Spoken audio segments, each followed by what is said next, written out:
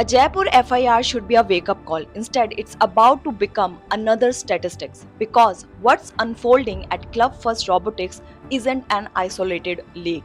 It's a symptom of something rotting inside India's defense tech pipeline. Club First Robotics, a firm whose Krishna UGV reportedly serves the Indian Army for combat fire support, has alleged its own officials walked out with LIDR sensors, UGV components, camera modules, and secret proprietary codes, not stolen by a foreign agent, not hacked from outside, allegedly taken from within. And that's the pattern India refuses to confront. This is not a one-off. In 2023, DRDO's own R&D director Pradeep Krulkar, a man trusted with BrahMos and Agni 6 secrets, was arrested for allegedly leaking classified defense information to a Pakistani operative who approached him online. He was suspended, charge sheeted, and as of mid 2026 is still on trial. The same year, the NIA was unraveling an espionage ring around the Karwar and Kochi naval bases, where operatives were allegedly paid to hand over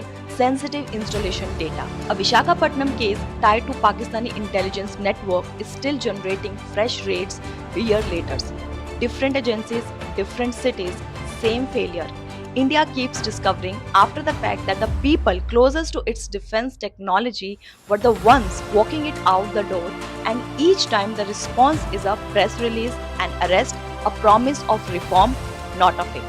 Now scale that failure down to the private sector where oversight is thinner, vetting is weaker, and 50-employee robotic startup in Jaipur is expected to guard the same category of technology that DRDO couldn't protect with itself full state apparatus. New Delhi has spent years handing contracts to private players under Atmanirbhar Bharat, chasing self-reliance without building the counter-intelligence architecture to match. This is not bad luck, this is structural. It's what happens when a state races to private defense innovation while treating internal security as an afterthought. The question is no longer whether India's defense tech sector has a corruption and custody problem.